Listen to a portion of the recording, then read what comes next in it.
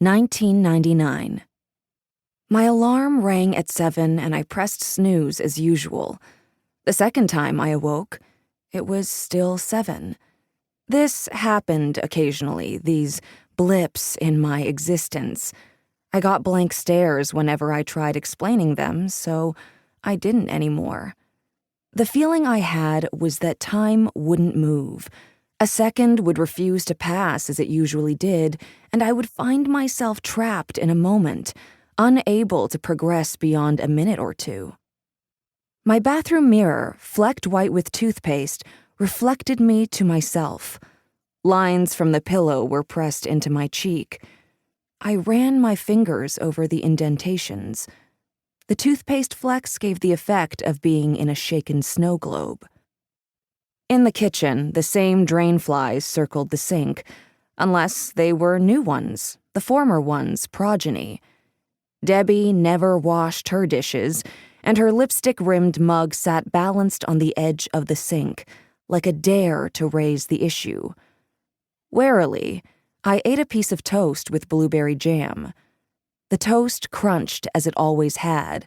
Some jam got on my cheek, and in swiping it from my face, I removed some blush. Now there was a void in my coloring. I would have to redo the makeup, but it relieved me to see that the regular laws of physics continued to apply. Outside, I regarded my surroundings with suspicion, as though they were a dream I might wake up from. Like everyone, I had recently watched The Matrix. Would it be so bad to discover that life until now, or some portion of it, had been illusory, an advanced society's highly realistic simulation? It might actually be a relief. Downstairs, Mrs. Chin restocked the keychains of her souvenir shop. She was arguing with Mr. Peng, who owned the salon next door. Seeing me, they paused their quarrel. "Lei ho, Lili," Mrs. Chin said with a wave, pronouncing it Lili. She'd taught me exactly 3 words of Cantonese. "Lei ho ma," how are you? "Lei ho ma," I called back. "I'm okay," I added in English. Mrs. Chin's hair, newly permed, shimmered with auburn highlights, Mr. Peng's handiwork. From a plastic bag with a happy face on it, she pulled out a bun.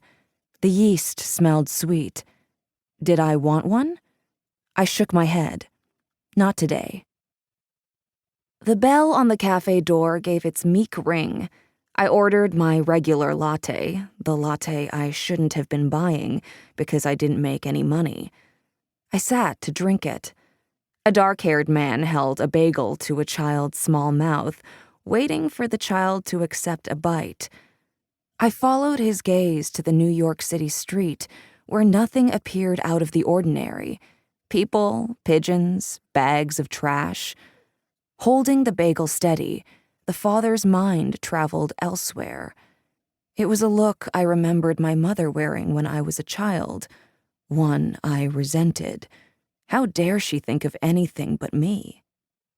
The father and child began to speak in another language I couldn't make out. Then the man turned, suddenly, catching me in my stare. I dropped my gaze, feeling my ears redden. There were the regular cafe sounds, the low rumble of milk being steamed, the crinkling of paper bags when pastries were slid in. A man in his 50s, a Wall Street type, ate a cookie noisily and peered at his pager. I returned to the register to order the coffee I brought to my boss every day.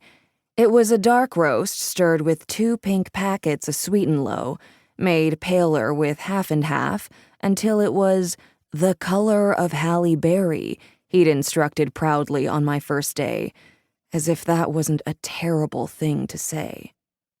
On the 4 blocks to the office, I dodged tourists wearing backpacks and bucket hats, holding red bags from the discount designer store. They moved slowly, their faces stupid with awe.